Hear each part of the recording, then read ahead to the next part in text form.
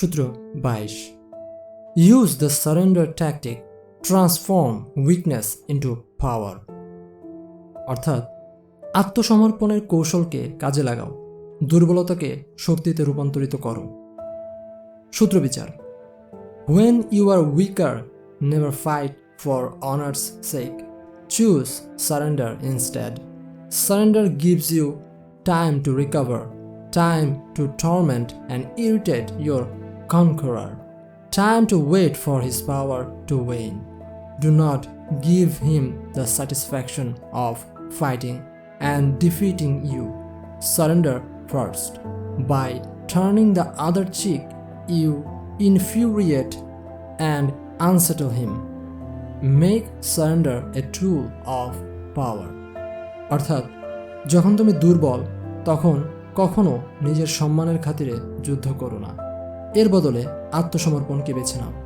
আত্মসমর্পণ তোমাকে পুনঃশক্তিতে ভরে উঠতে সময় দিবে, তোমার প্রতিপক্ষকে জ্বালা যন্ত্রণায় অতিষ্ঠ হয়ে উঠতে, তার ক্ষমতাকে নিঃশেষ হয়ে যেতে সময় দিবে। তোমার সাথে লড়ার ও তোমাকে হারিয়ে দেবার সন্তুষ্টি তাকে কিছুতেই পেতে দিও না। আগে তার কাছে আত্মসমর্পণ করো, নিজের অন্য গাল পেতে দিয়ে তাকে রাগান্বিত ও অপ্রস্তুত করে তোলো। আত্মসমর্পণকে তোমার শক্তিশালী অস্ত্রে পরিণত করো। রবার্ট গ্রিন বলেন যে ক্ষমতা অর্জনের খেলায় আমরা বরাবরই যে ভুলটা করে থাকি তা হলো প্রতিপক্ষ ও শত্রুর আচরণের জবাবে আমাদের তীব্র প্রতিক্রিয়ার প্রদর্শন। এই তীব্র প্রতিক্রিয়া পরবর্তীতে গিয়ে চরম সমস্যার সৃষ্টি করে, আর এই সমস্যা আমরা এড়াতে পারব যদি আমরা ওই মুহূর্তে একটু সচেতন ও যুক্তি বুদ্ধির দ্বারা পরিচালিত হতে পারি। আমাদের আচরণে একটি সাধারণ প্রবণতা হলো আমরা রাগকে রাগ দিয়েই মোকাবিলা করতে চাই, কিন্তু এটা আসলে অনেক জায়গায় ঠিকঠাকভাবে কাজ করে না, বরং ক্ষতি ডেকে আনে। এতে নিজের ফায়দা তো হয়ই না, উল্টো নিজের বিপুল শক্তি ক্ষয় হয়ে যায়। এজন্য আপনাকে কেউ যদি কোনো সময় একটু ক্রোধবশত ধাক্কা দেয়, তখন আপনার মাঝে তার প্রতিউত্তর দেবার বাসনা আসলেও একটু সংযত থাকার চেষ্টা করে দেখুন। সে সময় তাকে উল্টো আঘাত না করে একটু স্থির হয়ে দাঁড়িয়ে থাকুন, নিজের আরেক গাল পেতে দিন, তার কাছে আত্মসমর্পিত হয়ে যান। আপনি সহসা লক্ষ্য করবেন যে আপনার করা এই আচরণ আপনার প্রতিপক্ষকে শান্ত করে ফেলবে, কেননা আপনার প্রতিপক্ষের উদ্দেশ্যই ছিল আপনাকে রাগিয়ে তুলে আপনার ক্ষতি করে তার উদ্দেশ্য হাসিল করা। কিন্তু যেই আপনি তা করলেন না, তার সকল উদ্দেশ্য পরিকল্পনায় আপনি পানি ঢেলে দিলেন, আর এতে সে কোনো উপায় না পেয়ে হতাশ হয়ে পড়বে। আপনি আত্মসমর্পণের এই সূত্র নিয়ে ভাবতে পারেন যে এর মাধ্যমে তো আমার দুর্বলতা প্রদর্শন হচ্ছে, কিন্তু ব্যাপারটি মোটেই এমনটা নয়। আপনি কিছু মুহূর্তের জন্য আপনার সামনে থাকা ব্যক্তিকে জিতে যাবার আনন্দ দিয়ে তলে তলে লং টার্মে পাকাপোক্তভাবে বিজয়ী হবার ছক কষে ফেলতে পারবেন এই সূত্র দিয়ে। পরিস্থিতি থেকে মনে হতে পারে যে আপনার শত্রুই জয়ী হয়েছে আপনাকে আঘাত করে, কিন্তু তলে তলে আপনি পুরো অবস্থাটাকে নিয়ন্ত্রণ করতে পারবেন যদি আপনি আত্মসমর্পণ করতে পারেন। তো আপনার কি মনে হয় যিশু, মুহাম্মদ তাদের গালে কেউ থাপ্পড় মারলে তারা আরেক গাল পেতে দিতেন? এর মাধ্যমে কি তারা যে দুর্বল তা প্রমাণিত হয়? না বন্ধুরা, বরং তাদের এই গাল পেতে দেওয়ার মধ্যে রয়েছে এই সূত্রের সাইকোলজিক্যাল ইফেক্ট। সমাজে কিছু কিছু মানুষ পাবেন যারা আপনাকে হারিয়ে মজা পেতে চাইবে, আপনাকে অপদস্থ করে সুখ পেতে চাইবে, এজন্য প্রকাশ্যে তারা আপনাকে চড় দিতে পারে। কিন্তু আপনি যদি তাদের দিকে আরেক গাল পেতে দিয়ে আত্মসমর্পণ করে দেন, তাহলে ওই লোকটি ভ্যাবাচাকা খেয়ে যাবে ও লক্ষ্য পূরণে ব্যর্থ হয়ে হতাশ হয়ে পড়বে এবং সামাজিকভাবে চরম অপদস্থ হবে। আর আপনার এই গাল পেতে দেওয়া আপনার সামাজিক মর্যাদা বৃদ্ধি করবে, যেমনটা আমরা এখনও যীশু খ্রিস্ট, নবী মুহাম্মদের এই গাল পেতে দেওয়ার মহানুভবতার গুণগান করি, কিন্তু যে লোকগুলো তাদেরকে চর মেরেছিল তাদেরকে কেউ মনে রাখেনি। এসবই হলো এই সূত্রের সাইকোলজিক্যাল ইফেক্টের মারপ্যাচ। এখন কেউ তার নিজের ভাবের জায়গা থেকে গাল পেতে দিয়ে আত্মসমর্পণ করতে পারে, এটা তার ব্যক্তিগত ব্যাপার, কিন্তু ওভারঅল সামাজিক এবং ব্যক্তি, প্রতিপক্ষ ও জনগণের মাঝে যে সাইকোলজিক্যাল ইফেক্ট গড়ে ওঠে সেটি বোঝা ও তা প্রয়োগ করে কাজে লাগাবার জন্য এই সূত্রটি হলো একটি মোক্ষম অস্ত্র। রবার্ট গ্রিন বলেন যে শত্রুর সামনে আত্মসমর্পণ মানেই হেরে যাওয়া নয়, বরং আপনি ওপর থেকে নত হয়ে থাকবেন ও ভেতরে ভেতরে দৃঢ় ভাব ধরে থাকবেন। সেই সাথে সময়ের সাথে সাথে আপনার ঘাগুলো শুকোতে থাকবে। আপনি আপনার শত্রুর সেবা করে তার দুর্বল জায়গাগুলো খুঁজে বের করে ফেলতে পারবেন। তার পাশাপাশি আপনার শত্রু আপনার একনিষ্ঠ আনুগত্য দেখে আপনাকে সন্দেহ করা ছেড়ে দেবে, খুশিতে ডগমগ হয়ে উঠবে। এভাবে ধীরে ধীরে নিজের আত্মসমর্পণ ও ধৈর্যশীলতাকে কাজে লাগিয়ে পরিকল্পনা সাজিয়ে শক্তি জোগাড় করে ঝোপ বুঝে আপনার শত্রুর উপর আপনি কোপ বসাতে পারেন এবং অতি সহজেই তার উপর বিজয় লাভ করতে পারবেন। তাই শত্রুর কাছে হেরে গিয়ে পালিয়ে যাবার থেকে তার বশ্যতা স্বীকার করে নিলে আপনি আরও কাছ থেকে আপনার শত্রুকে জানতে পারবেন, বুঝতে পারবেন ও তাকে পরাস্ত করার ছক কষতে পারবেন। এ পর্যায়ে চলুন আপনাদেরকে সূত্রকেন্দ্রিক একটি ঐতিহাসিক ঘটনা শোনানো যাক। 473 খ্রিস্টপূর্বে প্রাচীন চায়নায় ইউ রাজ্যের রাজা গাউজিয়ান ফুজিওয়ের যুদ্ধে উ রাজার কাছে মারাত্মকভাবে পরাজিত হয়। গজিয়ান এতে অপমানিত ও হতাশ হয়ে পালিয়ে যেতে চেয়েছিলেন, কিন্তু তার এক উপদেষ্টা তাকে পরামর্শ দেয় যে তিনি যেন না পালিয়ে উ রাজার কাছে আত্মসমর্পণ করে তার সেবায় আত্মনিয়োগ করেন। এতে করে তিনি উ রাজাকে আরও কাছ থেকে পর্যবেক্ষণ করতে পারবেন এবং প্রতিশোধ নেবার ছক কষে ফেলতে পারবেন।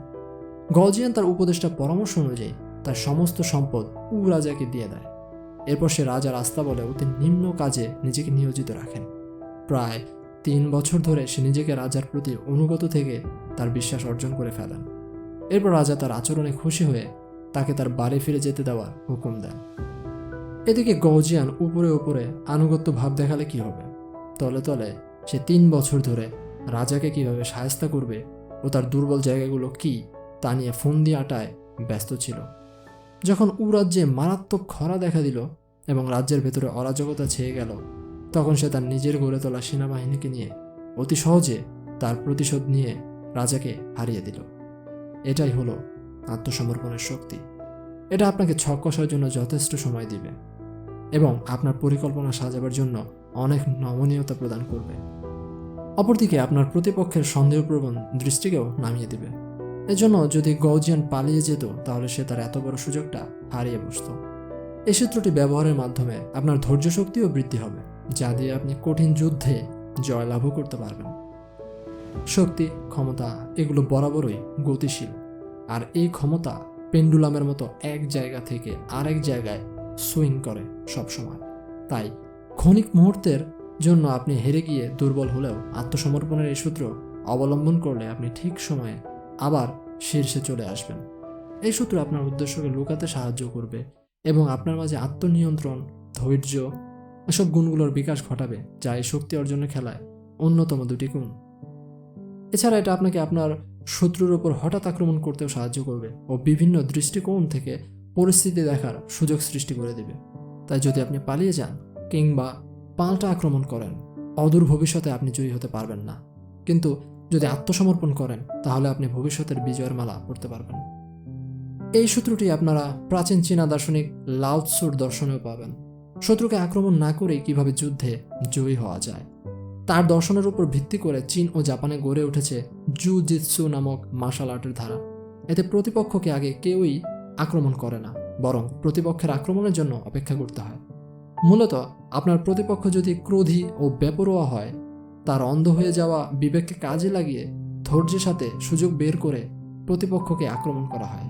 বাতাসের বিরুদ্ধে যুদ্ধ না করে বরং বাতাসের কাছে আত্মসমর্পণ করেই জয়ী হওয়ার সূত্র এটি। এছাড়াও ম্যাথিউ গ্রন্থের 5ম পরিচ্ছেদের 38 থেকে 41 নং বাক্যে যীশু খ্রিস্ট বলেন যে, Ye have heard that it hath been said, an eye for an eye, and a tooth for a tooth. But I say unto you, that ye resist not evil, but whosoever shall smite thee on thy right cheek, turn to him the other also. And if any man will sue thee at the law, and take away thy coat, let them have thy cloak also. And whosoever shall compel thee to go a mile, go with him twain. অর্থাৎ তোমরা এতদিন এরকমটা শুনে এসেছো যে চোখের বদলে চোখ, দাঁতের বদলে দাঁত তুলে নেওয়া প্রতিশোধের নীতির কথা। কিন্তু আমি তোমাদের বলছি, খারাপের জবাব খারাপ দিয়ে নয়, বরং যে তোমার এক গালে আঘাত করবে তাকে তোমার আরাকগাল পেতে দাও। কেউ যদি মামলা করে তোমার পরনের কোট ছিনিয়ে নেয়, তাহলে তোমার চাদরখানাও তাকে দিয়ে দাও। আর যে তোমাকে তার সাথে 1 মাইল হাঁটতে বাধ্য করেছে, তার সাথে আরও 2 মাইল হাঁটো। তাই রবার্ট গ্রিনের মতো বলতে হয় যে তোমাকে হতে হবে ওক গাছের মতো। যে ওক গাছ বাতাসের গতিবিধিকে প্রতিরোধ করার চেষ্টা করে, সে এক এক করে তার শাখা প্রশাখাকে হারাতে থাকে এবং নিজেকে রক্ষা করার জন্য তার আর কিছুই অবশিষ্ট থাকে না। অবশেষে গাছটি মূলসহ গড়িয়ে যায়।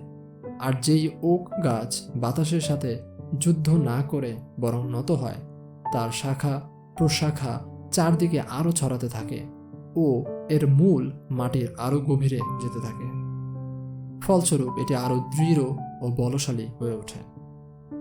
সূত্রটির ব্যাখ্যা এটার সাথে সম্পর্কিত চমৎকার একটি ইথিওপিয়ান প্রবাদ দিয়ে শেষ করছি। When the great Lord passes, the wise peasant bows deeply and silently farts. অর্থাৎ যখন ক্ষমতাশালী রাজা ইহলোক ত্যাগ করেন, তখন বুদ্ধিমান কৃষক গভীর শ্রদ্ধা ভরে তার মাথা নত করে এবং অতি নীরবে পেছন দিয়ে পাদ দেয়। তাহলে কেমন লাগলো আজকের সূত্রটি? যদি ভালো লেগে থাকে তাহলে ভিডিওটি শেয়ার করুন আপনার বন্ধুদের সাথে। ও এরকম সাইকোলজিক্যাল ভিডিও পেতে সাবস্ক্রাইব ও বেল আইকনে প্রেস করে সাইকে টক চ্যানেলের সাথেই থাকুন। আজ এ পর্যন্তই। দেখা হবে পরের ভিডিওতে অন্য কোনো সূত্রের ব্যাখ্যা নিয়ে। সে পর্যন্ত ভালো থাকুন ও সুস্থ থাকুন। সবাইকে অসংখ্য ধন্যবাদ।